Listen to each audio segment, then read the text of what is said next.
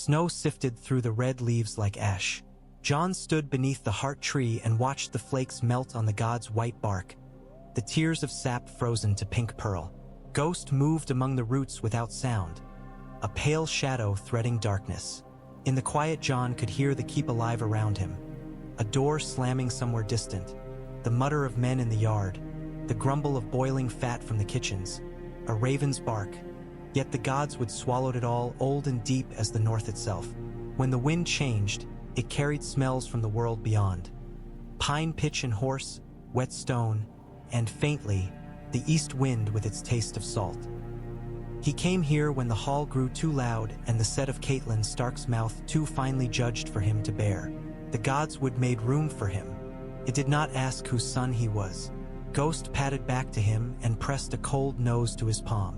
A few more moments, Jon told him, though the words were for himself. Dawn swam in the pool. The sky beyond the branches was a pale gray iron, rimmed by a lighter glow. In the heart tree's face, the eyes were weeping, but they were always weeping. Jon's hand found the roughness of the trunk. He pressed his brow to it and let his breath come slow and even, melting a small hollow in the frost. Boots crunching snow carried toward him and halted at the edge of the clearing. Jon did not look up until the boots came closer, and then it was his father's bent shadow in the pale light, not so tall as a boy remembers in the cold. "Your uncle rides at first light," Eddard Stark said. The wind stirred his hair and beard with the frost he had not brushed away. "He will want his farewells." Jon nodded, swallowing. Benjen had sat with him late into last night and spoken of the wall, and of the watch that took a man and remade him as a brother. The words had shone in Jon's mind like steel at moonrise. He had slept little for dreaming of black cloaks and the high, hard beauty of a life with the shape of a vow. Maester Luwin sent a boy from the rookery. His father's voice had softened. "We have news from the south. Jon Arryn is dead." Snow hissed on the pool. Jon felt the word like a hand laid heavy on his shoulder. Robert's hand. The man for whom his father had named him. The man who had fostered his father like a son. The gods in the heart tree looked at him without changing. "I am sorry," Jon said. He meant it for his father first, then for a king he barely knew and a realm he did not think of as his. Jon Arryn had been Dawnlight in old stories, the straight back in others. Father had spoken his name unadorned, which was honor enough. Eddard Stark's eyes moved past him to the red leaves. "We are none of us untouched by this." He took a breath that smoked in the cold. "The king will come north. He will ask things of me I may not refuse." Jon nodded again. The shape of his life shifted in small ways in his mind. If his father went south, Jon would not see him for a long while. The world seemed to shrink, then widen. He placed his hand to the carved cheek of the weirwood as if it could tell him something, but it was only old wood and older sorrow. "Benjen rides," Ned said, "and soon enough we must ride as well. But there is another matter." He was silent a moment, considering, and Jon felt the tide of a decision swing to land. A raven came by night not long after the first. Lysa's hand with her broken seal. She says her lord was murdered, and names the Lannisters. Jon turned. Crows muttered on the high branches. "Do you believe her?" "I am not certain what I believe. Lysa is Hoster's daughter and Catelyn's sister. She is not as she was. Grief and fear make men see shadows and call them wolves," Ned said. "But shadows sometimes are wolves." His gaze returned to Jon. "Your Lady Catelyn will not like what I am about to say. I mean to send a messenger to the Vale with my letters, to Hoster at Riverrun and to Lysa Arryn. If the Lannisters have done as she says, we may have need of truth and swift friends. A son is best sent to a sister, but Robb cannot go. The North will need him, and the king would see slight in it if I do not bring my heir to his feast. Bran is too young and the girls." He did not finish. "Benjen has asked for you to ride with him. Yet there is time even for vows to be done in their right season." Jon understood before the words were finished. A hollow opened in him, and then something like hunger moved into it. "You would send me," he said. It was not quite a question. The gods would watch him carefully, as if he were making a vow he could not hear. "I would ask it," Ned said, which in their house was the same with more mercy in it. "You are quick and quiet and can be trusted to keep your head where tongues are loud. Lysa will show herself in ways she does not to lords with banners behind them. The roads grow meaner with winter, and there are men in the hills of the Vale whose hearts belong to no lord. You and Ghost will be safer than most. From White Harbor a ship will bear you by sea to Gulltown. Manderley will ease your road. From there the mountain road to the Eyrie.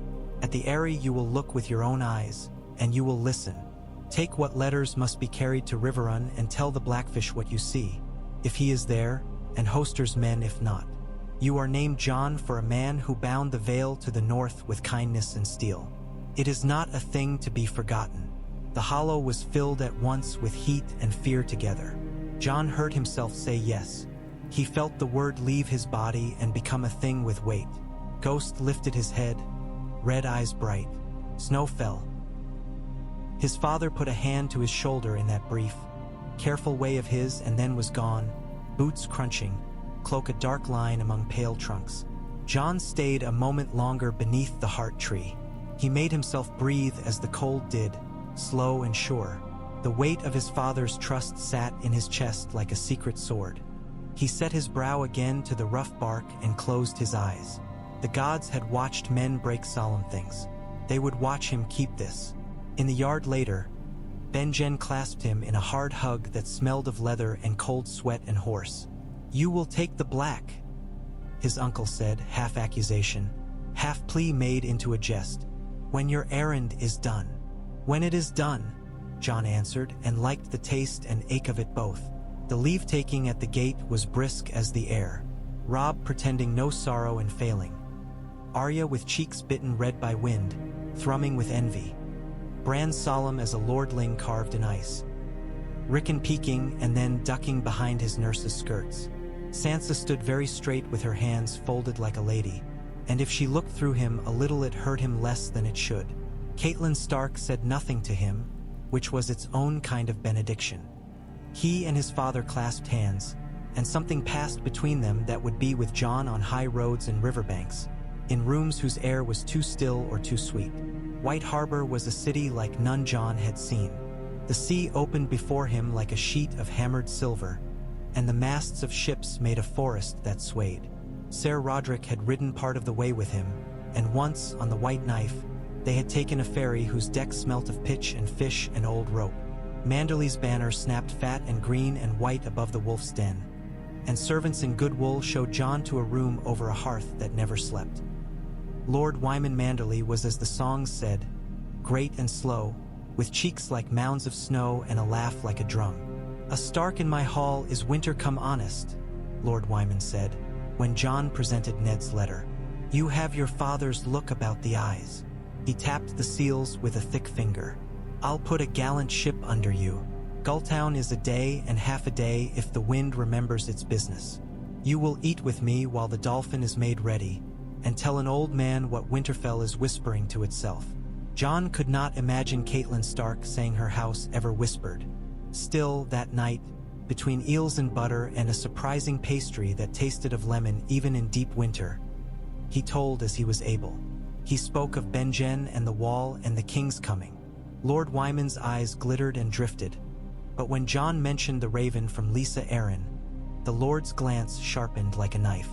"The Vale," he said, and his smile came and went like a tide. "John Arryn was a straight man and bore us all on his shoulders more years than he ought. It will be a thing to see what the Vale does without him, and what the Tullus do with word of it." His hand made a lazy shape in the air. "The North remembers. Some of us even count." They sailed 2 mornings after, with gulls screaming and the sea hissing low under the dolphin's fore. John learned as he went. He learned the way the ship leaned and yet did not fall, the sound of rope in a hard wind, the taste of salt on his lips and the way everything grew damp, even the wool beneath his leather. He spent hours at the rail with Ghost lying along the boards, his head on John's boot. The sea stretched everywhere, green and black and sometimes a blue so hard it hurt. Dolphins broke the skin of it once, sleek shadows spinning, and Jon laughed aloud, startling himself. At night, there was a sky so wide the old gods could have walked across it, and the stars were not the North Stars and yet were. The world was larger and the same, and that thought steadied him. When the dolphin touched at Gulltown, towers rose over them like teeth. A line of mountains cut the western horizon, pale and sharp, and the wind off them smelt of iron. A knot of knights in bronze and gray waited at the quay, their cloaks heavy with snow. The captain went before Jon with his best bow, and Jon followed, ghost at heel, Ned's letters safe. "Which of you is bronze and which is bright?" the captain called, in a half-joke that had gone around the ship since the Vale appeared out of mist. "Which of us is stone and which is steel?" said the foremost of the knights, and he smiled with one corner of his mouth. "I am Jon Royce of Runestone. You are Stark's messenger." He was all that men spoke when they spoke of him, broad in the shoulder, with a beard cut short enough to show the set of his jaw, and the famous bronze rings of his armor etched with runes that caught the light like old coin. Jon bowed, and presented Ned's heavy letter with its direwolf seal. "A son," Royce said when he heard Jon's name, and his eyes warmed. "And named for a true man. Come, winter's child. The mountain road is bound in snow this season, but we have mules and men who love them. I sent word ahead. We will not keep the Lady Lysa waiting more than we must." His gaze slipped, measuring Ghost with an experienced eye. "You bring your own shadow. Good. The mountain likes him." They climbed the Vale's bones the next day, with the gates of the moon at their backs and the bloody gate still only rumor. The air grew thin and hard, and Jon learned the name of the wind: Ranger's breath, Mummer's fingers, Widow's veil. The mule girls laughed at him once when his foot went wrong in new snow, and one of them, a brown-haired, blue-eyed girl with a grin like a cut apple, reached out a calloused hand and steadied him. "Keep to the outside," she told him. "The old path there. The mules like it better, and if you let them choose, they'll choose for you." "Your name?" Jon asked later, when they stopped in a nook where a fall had cut the mountain years ago and made a stair. "Maya," she said. She scratched a mule between the ears until the beast groaned like a man. "Maya Stone, and you'll stay on your feet if you listen close when I tell you when to lean. The mountains are only cruel to fools." "Stark's bastard," a man of Redfort said, not unkindly, when they sat with hands around tin cups of hot wine. "Forgive an old blunt head. I knew your father at court when he was younger than you. Jon Arryn made 2 boys men and sent them home with a war at their shoulders." "Jon Arryn made a good many things," Jon Royce said, "and they have not all gone with him to whatever hall it is where straight men drink." He blew into his cup and flicked a look at Jon. "Is that why you have come to our peaks? To see if shadows are wolves?" Jon held his wine and the man's gaze. "I've come with letters, and to listen." "Listening," Royce said, "is always dear and always rare." His laughter came up out of him like something drawn from a well. "You will meet Our Lady soon enough. Not even the mountains can bar that path when she has sent for you. Between here and there are men whose grandfathers chose the stone over any banner ever made, and they will ask if your words are worth the weight of your steel. Make them a fair bargain and you may keep your steel. Try to steal them, you will lose your words and your life." They came on the stone crows 2 days later, thin men with eyes like flint and hair bound back with leather. Ghost was beside Jon before he had heard a sound, and the men from Runestone had their shields forward and their mules nose to tail. The leader of the stone crows walked in front of his men without haste, one hand out, the other on a good sword. His hair was full of snow and his face had been cut badly once across the left side. It did not make him less handsome. "You smell of cities," he said to Royce, his voice flat as slate. "I smell of bronze," Jon Royce answered. He shook his head once, amused. "Shagga son of Dolf would be raiding by now." "You are not Shagga. I am not anyone's son," the man replied. His gaze flicked to Jon. "You bring a pup with a white wolf's whelp. You bring eyes," Royce said dryly, "and a knife to prove you have hands. Well done. This is Jon Snow out of Winterfell." When the man's expression did not change, Royce added in a matter-of-fact tone, The boy's father is Eddard Stark. The mountain man looked to Ghost, then to Jon again. You bring a name. What do you give? Jon pulled off his glove and bared his right forearm. He slid loose the old wool bead rope he wore there, the one Bran had tied when he was 7 and had declared Jon a sworn brother to the secret castle beyond the stables. The beads were of bone and iron, one small pebble from the pool in the Godswood. He held it out, ridiculous and poor and dear to him, and the mountain men laughed until they saw he meant it. This was given to me when I was 7, Jon said quietly. Where I am from, we remember where things come from. You are the mountains. We will pay your price for safe passage and a word carried to men who sit in tall chairs. Steel, food, mules. When we have made our way and returned by this road, we will pay again. If we do not return, the mountains keep what we paid. The stone-faced leader watched him with those pale eyes. He came forward and took the little rope. His callous thumb brushed the pebble that had been cold for more than a decade and would be colder now. He held the rope up once, then dropped it into a pouch. Words, he said. I am Timett, and this is a fair bargain. The mountain keeps what is not paid for. Letters weigh nothing here. We will see your letters weighed. Royce nodded at that and did not try to gild it. He had men pass steel knives wrapped in cloth. The stone crows' faces did not change, but they leaned closer without moving. Come then, Timett said. He pointed toward a notch in the ridge to the south. Mother's smile is the way. Your lady sits above the sky and sends men falling into it. You keep your feet and we will keep our steel. Mother's smile was a path that didn't believe in itself. It vanished when you needed it and reappeared under your toes. Jon leaned when Maya told him to lean and kept his eyes where she said to put them, and when the cliff fell away under him, it was not such a shock. The world wheeled and took shape again, and suddenly they were standing at the foot of stairs cut into stone, and above them the Eyrie was a frost-white dream, too perfect to be real. The gates of the moon was a castle, and the bloody gate was a fortress, but the Eyrie was a promise. It always had been. Jon climbed with legs that trembled but did not falter, and at last the pale stones of the moon door were behind him, and he was standing in a hall that smelt of snow and sweet milk. Lysa Arryn had grown thinner since last some had seen her. She was all edges now, cheeks hollowed and eyes set deep. She held Robert, hers, small and solemn as a hawk on her wrist, his lashes powdering his cheeks with pale dust when he blinked. You are the bastard, she said almost gently. You will tell your father I have told him the truth. They killed my lord. They will kill my boy if they can, so they can take the Vale. They do not know the Vale. The Vale is stone and wind and faith. They will break themselves against it until they forget their names. I will tell him what I saw and heard, Jon said. He stood very still so the boy would not cry. Robert Arryn's eyes were a startling blue. He bit his thumb and whispered to his mother, whose hand tightened and loosened on his shoulder without pattern. Lady, she turned from him as if he had finished reciting. I have written again to my sister, she said to Yohn Royce with bitterness.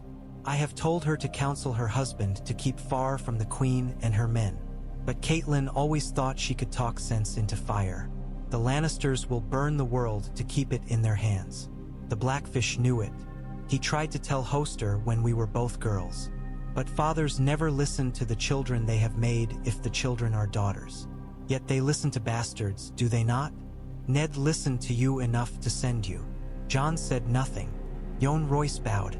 The Arryn men are stationed at the passes in any event. The winter since summer. You know my counsel. Yes, to march, Lysa said, and her laugh was a frayed string. To march when our enemies are in the capital, and our friends are in question, and my boy is a reed. She bent and kissed the boy's hair. No, the Vale will be stone. Stone does not march. Men break themselves upon it. We will defend, and send ravens and pray to the mother. The rest of you may ride and play at war. It might have ended there, but that night, in a tower chamber whose window was a cold square cut into stars, Jon wrote. He wrote carefully and said what he had seen and what he had not.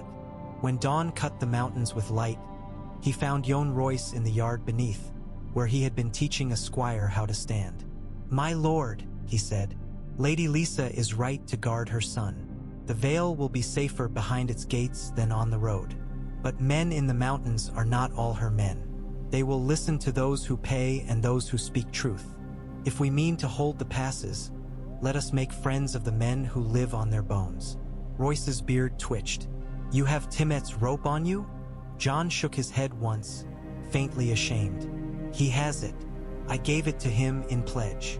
"Then he has you," Royce said, not unkindly. "Good. It will keep your feet heavy." He studied the snow under his boots. "We will do as you say. I will send men I trust to speak with their fathers. We will send steel and bread and get quiet for it, which is a thing men will pay too much for this winter." He tilted his head, and the thin sun ran in the bronze of his clasp. "When you leave us, go west, the bloody gate to the road where it grows round with the river. You will find Riverrun by water. Put your letters into the Blackfish's hands if you can, and if you cannot, then into Edmure's, and if he has gone hunting, then give them to any Tully who can read without moving his lips." "Will you not come?" Jon asked. He liked Royce's laugh and the way he did not hurry his decisions. "I will come when I mean to," Jon answered. "The Vale will not march, no. But it will not sleep either." Maya Stone guided him down with the care of a woman who loves the mountain like a mother. When the wind rose hard enough that even the mules looked insulted, they huddled behind a shoulder of ice and waited. "I like your white wolf," Maya said without looking at Jon's face. "He knows when to be quiet and when to show his teeth." "So do you," Jon said. She smiled into the wind. Sometimes I show them when I should be quiet. It helps men look away." She grew more serious after, the blue of her eyes deepening. "The Lady Lysa has been strange like this a long while, since before her lord was taken from her. I know the mountain paths. I do not know the paths inside a woman like that, but I think I would not walk them without a rope." "Do you think the Lannisters killed Lord Arryn?" Jon asked. Maya shrugged. "I think men who are hungry for something forget other men are hungry too, and a hungry man with a sword is not a thing you sleep beside."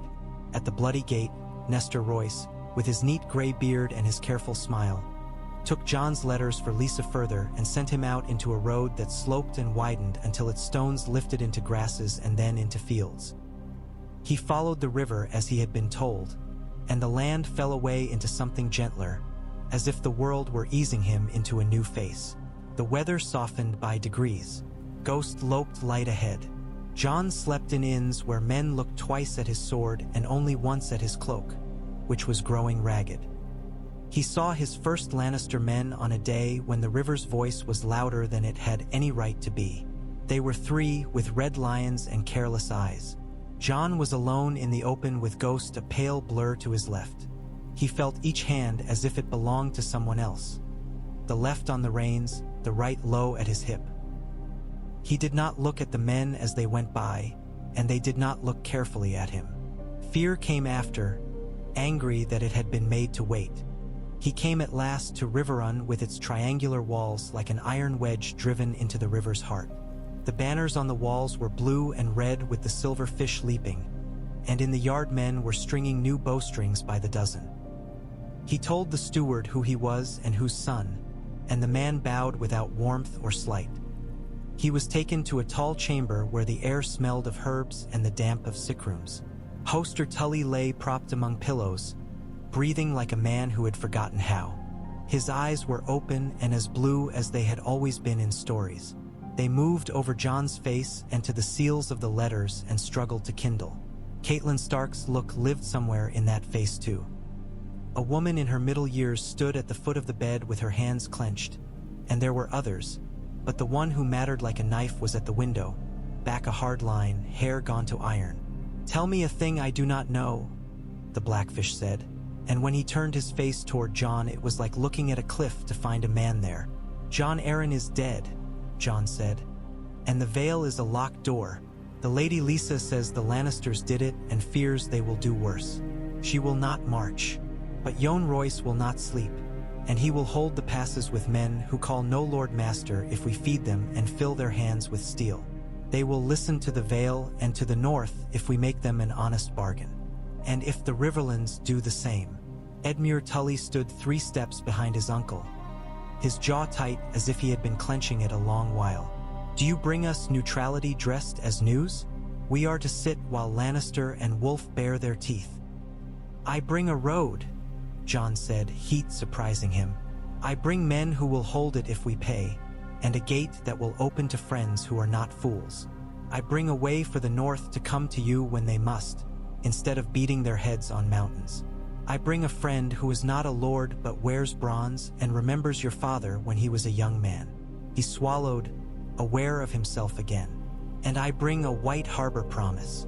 Lord Wyman will put ships under grain as long as his stacks hold if the Trident starves.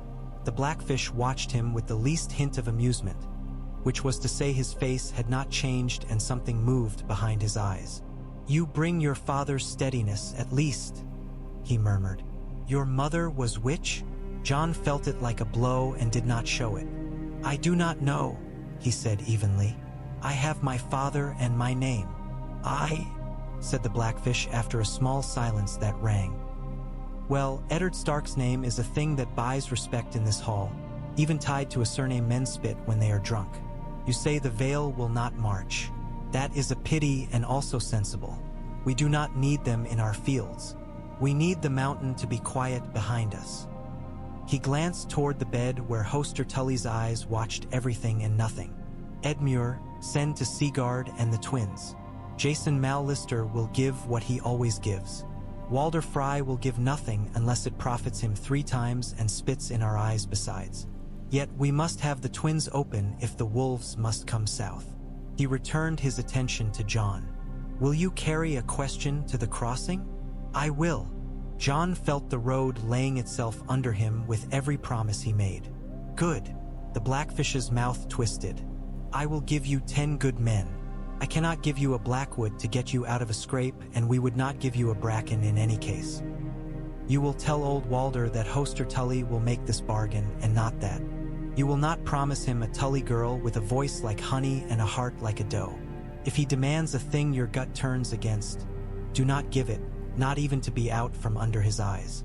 We are not so hungry for bridges that we will trade our heads for them. Uncle, Edmure protested. The old spider cannot. He can, the Blackfish said. He can because he always could.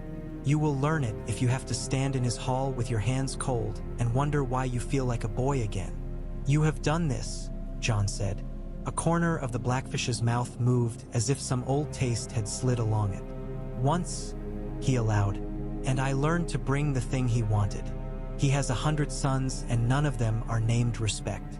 Bring him that, and a promise that cannot be wriggled out of without looking weak, and he will be content to sneer and take the bargain. They rode at dawn with the river mist on their boots, and Jon learned the shape of the Riverlands the way he had learned the sea and the mountain, by the way a horse used its back on certain ground, by the sound of water with different bottoms, by the way men in villages held their eyes when they spoke the names of their lords. The Frey men on the far side of the Blue Fork had the harried look of folk forever waiting to be blamed. They brought Jon and the Blackfish's men to the twins with 2 towers like men made of stone and a bridge like a spine. The Danes call them ugly, the escort said cheerfully, but the Danes liked anything that looked like themselves. They were led through chill halls that smelt of old straw and new meat. The great hall of the twins was a place that had never known a song that wasn't soured by the air. Lord Walder Frey sat in a chair that had grown with him. He was so thin he seemed to stick through a sack. All around him were Freys. Sons, grandsons, a few girls used like thread to weave alliances, men with Frey faces and Frey mouths and hands like mice. So, Walder Frey wheezed when Jon had named himself and said his errand. The bastard of Winterfell, not the lord, not the heir, not even the... He let the word dangle, then smiled without much malice. Your father sends a boy to treat a man. You have brought a piece of paper. Will it hold a horse on it? No? Then what have you brought, Respect, Jon said before he could think. A handful of the nearer Freys snorted. Old Walder's eyes were small and very blue. They narrowed further, and it made them prettier. "You bring me a thing a man cannot eat," the old lord rasped. "You bring me the North's notice that the twins exist? The Malisters have always pretended to be so tall they look over us and never look down at all. Tullis send us scraps when they remember the river runs through us like it runs through them. What do you bring me that says I am not a stepping stone you are too hurried to admire?" Ghost's breath ghosted across Jon's knee. The faces about him swam a little in his sight. He thought of the mountain men's pale eyes and of a girl who knew when stone was lying to you. "I bring a promise that cannot be wriggled out of without looking weak," he said slowly. The Blackfish's voice lived in his skull with a dry patience. "Hoster Tully offers the phrase the style warden of the crossing to be set in writ before river and gods, to be recognized by the North and by the Vale. He offers 2 fosters. One of your sons to Winterfell, one to Runestone," Jon added, guessing the weight of a gift. "And if the boys prove themselves men, they will leave your house with friends that do not go away, even when kings do. He offers you the arbitration in river-toll disputes within a league of the bridge. He offers you, in short, to tell the world what is already true. That no lordling from the west nor knight from the coast nor puffed-up master of coin can cross the trident without looking you in the eye." Silence. The phrase hummed around it. A hive that has felt the smoke and does not yet know if it means slaughter or honey. Lord Walder's lips pursed and opened. "And in return," he said with relish, "I give you a bridge to walk on, piss down river. What else, boy? Why should I not keep the bridge and lord my bridge over whoever wanders along until the world ends and my chair eats me whole?"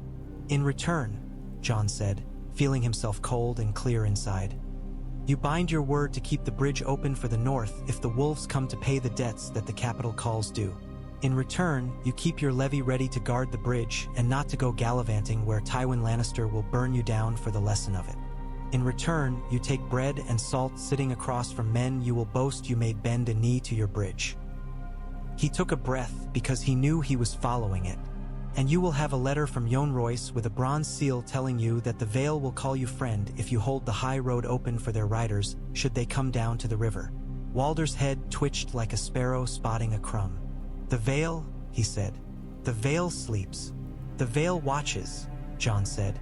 "And it remembers a man named Jon Arryn. So does the North. We remember men who kept their word. We remember men who saved us from the South. You will be remembered for the bridge you held or the bridge you closed. If you close it, you will always have this." He spread an empty hand. "If you hold it, you will have this." He closed his hand into a fist. The old man began to laugh. It was not a pleasant sound and went on too long, but when it stuttered into quiet, his eyes were less blue than winter sky and more blue than water. "You have brought me respect wrapped in words," he said. "And that is a gift I am old enough to value. Very well. I will be warden of the crossing and take your boys and your salt and your writs and your smiles. Bring me back the seals on your boasts, and I will open the bridge for your wolves." He turned his head and spat. "Donnell, write the boy a letter that makes men dizzy. Olivar, stop grinning. You look like you have a fishhook in your lip." They left as winter fell through a broken cloud into a pale noon. One of the Freys, a lad with good shoulders and better instincts, the same Olivar, rode out with them as far as the bend in the river and told Jon, softly and quick, which old men in the hall liked which kind of respect and which sons would be less trouble than their fathers. "It's not my place," he said when he had called the Blackfish honorable and Edmure grief-proud and Lord Hoster already half in the river in his mind. "But I have a tongue, and sometimes it does not remember it belongs to a fry." "Remember your father has given us open gates," Jon said, which was not the same as saying he would forget the boy's help. At Riverrun, the Blackfish read the letter and huffed as if there were a bird perched on his mouth instead of a breath. "Old Walder is happy," he said, "and when he is happy he is content. He is a cat with a hand on a robin. You have done well." That last was spare as a coin, and Jon tucked it away. "We will have the writs drawn and into his hands before a fortnight if my nephew does not decide he must put his own stamp on them and take his time for it." He looked toward the west and the bright low sun. "Dark wings will beat soon enough. Best to have the road set before they do." Dark wings came, Men muttered of the Hands party attacked in the city street and Lord Stark's leg broken. Whispers of Lannister gold moving like rats. Of the Queen's green eyes everywhere. Of Littlefinger's grin in all the stories told by men in debt. The first raiders in Lannister colors struck in the Riverlands as if they had only been waiting for a name to cut off. Burgage spurned. A miller's wife told Jon that men who laughed like hyenas had taken her husband and a skein of dyed wool that had cost her 2 summers. The Blackfish rode in mail he did not find heavy and bloodied the raiders where he could, and sent to the king through men of the king's road, and sent to the Hand and got back silence. The silence was its own answer. Jon slept little and wrote much. He wrote to Ned and to Yohn Royce. He sent ravens with blackfish seals and manderly blues. He rode to Seaguard and stood in the high hall where Jason Mallister received him with courtesy and a question in his eyes, and told him of knives raised in silence on winter paths and a mountain that had decided not to fall on the world if men respected it. He rode back by way of the Terrick lands and learned that a lord can be true and still poor enough to drink bitterness like water. He sat with Edmure and listened to a young man's anger fill a hall like smoke. When the raven came from the wall, it came with Yoren himself, black and crabbed as a root pulled from frozen earth, with 2 boys behind him and a story about dark things seen through the bars of a wagon. Yoren delivered to the Blackfish a sealed packet and to Jon a look that understood him better than he liked. "Your father's in a pit of snakes," the old crow said when they stood apart. "If he stands, some die. If he sits, more die. Cities are like that. I told him I'd bring a message north if he had one he didn't want to put to a bird. He told me nothing to tell a bird." Yoren scratched his cheek. "You are not at the wall." "I am not," Jon said. "You will be," Yoren said, as if it were a thing as certain as the snow. "If the world is kind." It was not kind. Word came that the Hand had found truth and gone to the king, and then another word came riding on the back of the first, that the king was dead and wolves and lions had bared teeth in the throne room.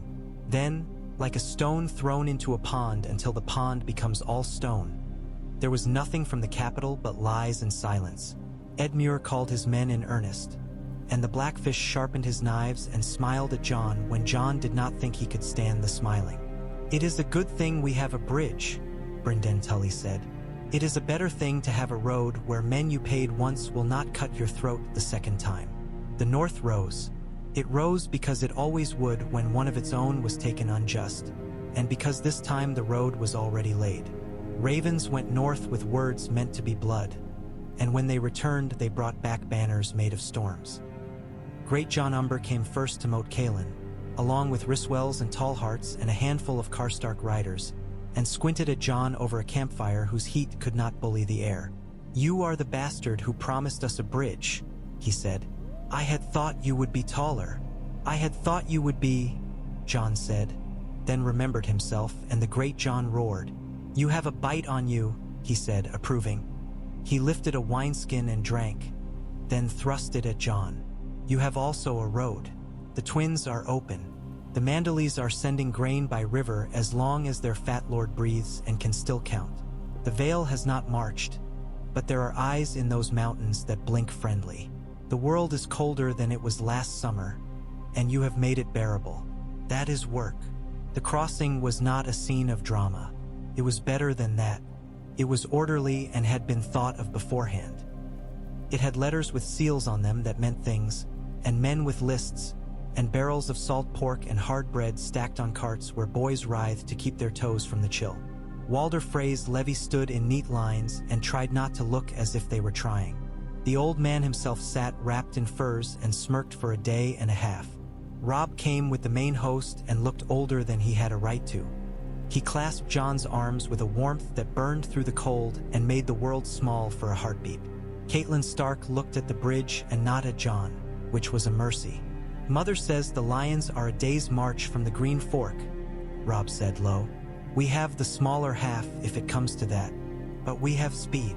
"You have friends," Jon said, "and you have a road."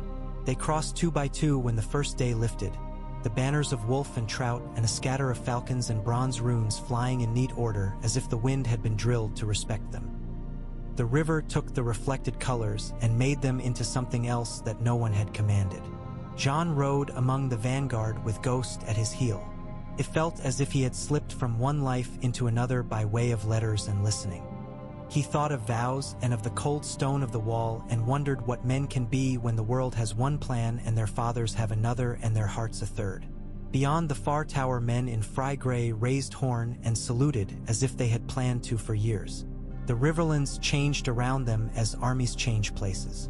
Fields went to mud. Women's faces went to stone. Men who had been young in the summer looked like men who had seen 3 winters. Tyrion Lannister was said to be with his father's host beyond the Green Fork, and there were rumors, ridiculous, many of them, and 1 or 2 that smelled true, of mountain men fighting under a Lannister banner with their pockets full of steel. Jon smiled into his cloak, thinking of Timett and his ringed eyes. He wondered if a man could be bought twice, and then decided that men were not bought so much as paid, and sometimes the coin did not look like coin. They met the Blackfish's scouts 2 days south of the bridge and learned what had become of the first Lannister raiding bands that had tried the river before the crossings were secured. They learned which fords would hold a man in the belly and which would swallow him. They learned that Edmure had gone out foolishly once and come back with his pride in his mouth, and then had stayed home and sent smarter men. They learned that Lord Tywin Lannister did not like to be made to wait. On a ridge overlooking the Green Fork, with the light a thin sheet and the world stretched below them in brown and frost, Jon stood with Robb and the Great Jon and Roose Bolton, whose eyes said nothing and everything. There was no battle that day. There was only the sight of spears and the smell of wood smoke and a feeling in the stomach like a path vanishing under a foot.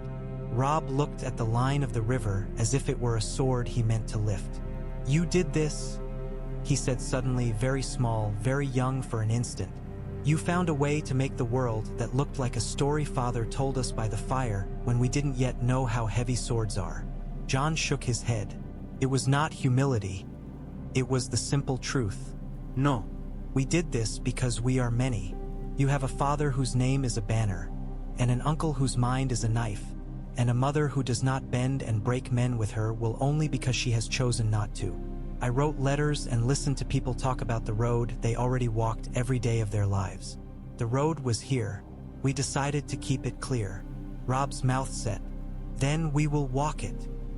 He clasped Jon's forearm again, and that night his counselors talked until the air went old and dry. Jon went to his tent and found Catelyn Stark waiting. The breath went out of him at the shock of her presence there. Ghost raised his head, and she stiffened, then forced herself not to step back, which he respected even as nothing else in him softened. She was beautiful in the way a winter hill is beautiful, spare and hard and something you do not touch unless you have good reason. "I have never asked what passed between you and my husband on the day he sent you to the Vale," she said without greeting. "I did not ask because I did not want to know. I thought it was a kindness I did myself not to hear my lord speak of his bastard with a trust he did not use for me." She paused, and something like grief moved through her eyes and was gone. "I was wrong not to ask. I should have learned who you were, not what you were called." Jon stood very still. The wind coiled through the tent seams. "I do not know that I can be what you would have me be," he said at last. "I am what my father made of me, and what the world allows." "You are what you have chosen," she said sharply, then closed her eyes the way a woman whose foot has slipped might. "I do not mean to be cruel. I mean to be honest, and I do not know how to be that without being unkind. I have watched you these months in a dozen small ways. Letters you sent when no one told you to do it, words you did not say when it would have been sweet to say them, bargains you put your pride into and not your name. You have done this?" She gestured, and the map of the world lay under her hand. "And I find I cannot hate you for it any longer and still be the woman I imagine I am." She swallowed. "If this war passes without swallowing my children, it will be partly because you went where I would never have sent you had I been asked. I will not call you son," she said, very steady, looking into his face without flinching. "But I will call you what you have proven. I will call you a man." He could not speak for a long heartbeat. He bowed. She inclined her head, not in blessing, but in acknowledgement. Ghost dropped his head again, and the silence in the tent deepened until it became ordinary again. He slept little when he slept at all.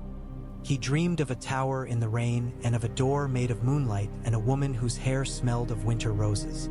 He dreamed of a man with eyes like a storm saying, "Promise me, Ned," in a voice that ran like water in a dark place.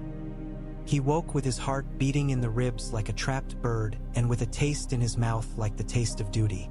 He woke into a day like iron. The Vale did not march, but it breathed.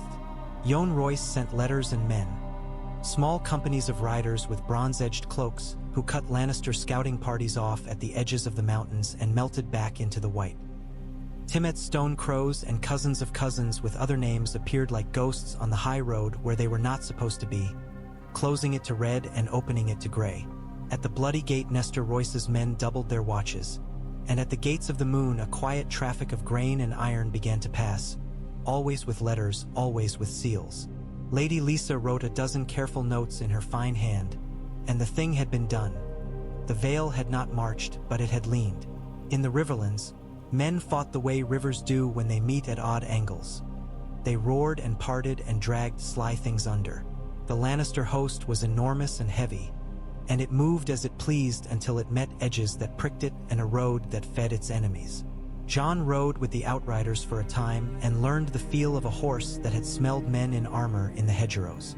He learned the sound of a bowstring good and dry and the smell of wet mail.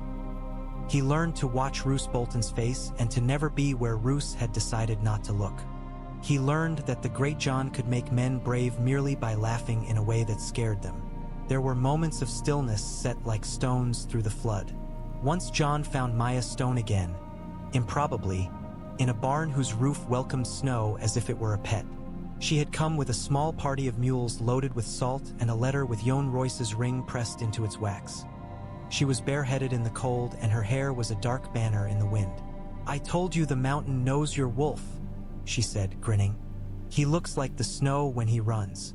He makes my mules stupid with fear and love." She sobered. "My father would like you," she added, unthinking, and then made a face at herself, because in the Vale a bastard has more ways to be pierced than one. "Your father has many children to like," Jon said, careful not to step where the ground might give way. She laughed and cuffed his arm like a brother. When she went away, the barn smelled like hay and what had not been said. On a day brittle as old glass, Jon rode out alone to meet Timett where the foothills give way to the first good fields. It had been agreed because it had seemed impossible and therefore safe. Timett came with 3 men whose eyes belonged to birds, and Jon went with Ghost and a letter weighted with seals. They met between the tracks of 2 armies that had passed, and for an instant it was as if the world had become a white room with a door in it. "You paid," Timett said without preamble. "We ate. We have steel in our hands and the winter is less cruel. And now I pay again," Jon said. He held out the letter. Timett did not take it. "You do not read," Jon said, and realized too late it could be insult. "I do not," Timett agreed mildly. "But I have men who do. They told me men had promised to look me in the eye and speak my name when they met me in the pass. I liked that best of all. I had not heard it before. This is the thing you have done, Winter Boy. You have given men ears." Jon had no ready answer to that. Timett considered him for a long moment. "There is a man with hair the color of dry grass," he said. "He has a mouth that does not know kindness and a joff in his back that puts iron in him he did not make. He will not be king." Timett shrugged.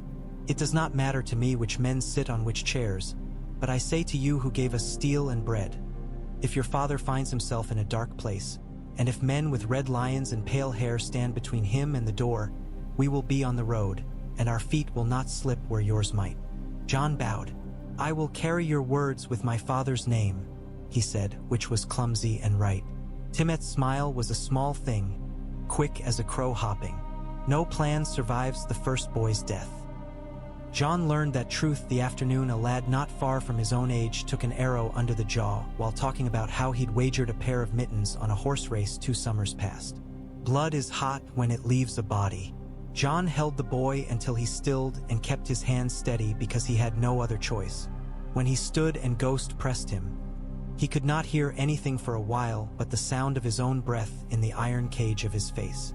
The boy's name was Karen or Carol, one of a handful of sons of no one that had gathered around the Grachan's loud warmth because it made their own heat feel like something. Jon sat that night and wrote to a woman in a village he had no map for. He told her her boy had died with his eyes wide open and his mouth full of a story he had not finished. He sealed the letter and did not think he would ever learn later if it had reached the right hands. When he thought he could not go deeper into winter, news came from the city like a knife through paper. The hand stood before a boy with a crown and told a thing that was true, and for that his head was taken from him. The world lurched. It became smaller and larger at once. Robb's eyes burned with a fire that would light a castle ruin. Catelyn's face went paler than winter and then found color in the anger that rose in her like a storm in warm air. The Blackfish stood like a carved thing and then moved, and when he moved, men moved all around him as if he had been their lodestone all along. Letters flew, but letters were no longer enough. The river took men. The land tore itself under men's boots. The war that men had tried to postpone by planning it well began. On a morning when frost made stars on the tent cloth and took 5 extra minutes to leave a man's fingers, Jon went to the gods, wood that riverlords tended as if it were a problem and not a prayer. The willow over the little brown pool had been there before Tullis built their wedge. Jon stood under it and thought of the heart tree at Winterfell. If there were gods, they were old and did not sit long at one table. He bent and touched the water with his right hand, and for a moment the ripples made a face he knew. He did not trust it. "Promise me," a woman's voice said in his head, and he did not know if it was a ghost or a fancy born of winter and loneliness. "Promise me, Ned." "I promise," Jon whispered, with his hand in little cold and the world about to change again. Men like to say that battles are where wars are won. They say it because it gives them something to hang their courage on. Jon learned that wars are won at bridges and in letters and in rooms where a man chooses to be silent when he wants to speak. He learned that men like Tywin Lannister had made an art of such rooms, but that even such men had to walk on roads they did not lay. He learned that the Vale could be a door that would not open for lions but would lean wide for wolves. He learned that the Riverlands could be a net if you stitched it with the right thread. On the day the banners of wolf and trout and the scattered runes of bronze and the small blue of Manderley met on the far bank of the Green Fork and moved like a single tide, Jon rode with them. When he lifted his head, across the river, he saw a man on a horse smaller than his father's but sitting with the same easy economy of motion. The man's hair was pale as dry straw and his armor was somber.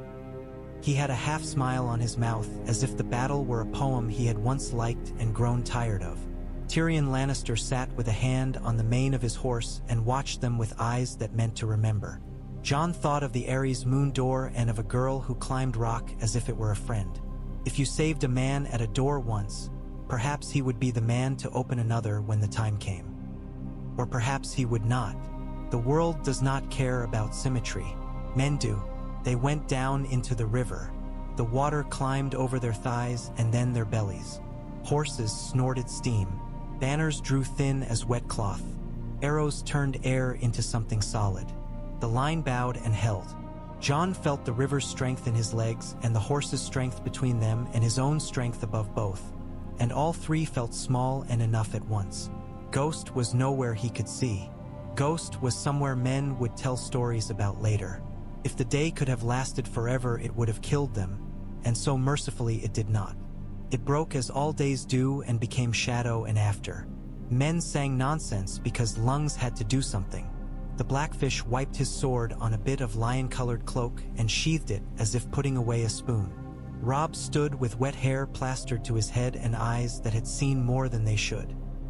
Catelyn sat on a stool someone had found for her and put her hands in her lap and pinched her own fingers until the color came back.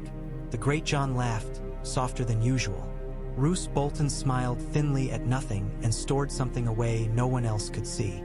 Jon Royce rode into camp at dusk with 30 Vale men and faces that had been touched by the wind until they were all bone and resolve. He did not dismount at first. He took them all in with one cool look, then swung down, and the bronze rings of his mail made a soft metal rain. "You walked the road," he said to Jon and Robb at once, as if the words were a toast. "Now you must keep it." "We will," Robb said, and for the moment it sounded true. Jon Royce's hand landed on Jon's shoulder and squeezed once, and the squeeze was warmer than the fire. Night's watchmen came and went in the days after, bringing and taking messages. Yoren was there and then gone, and with him a piece of the world that had known a different plan for Jon Snow. There was no time to think of the wall. There were men to bury and letters to write that must say the same thing in a dozen different ways to a dozen different men whose griefs were not the same. Jon sat with quills until his fingers cramped, and then he was on a horse.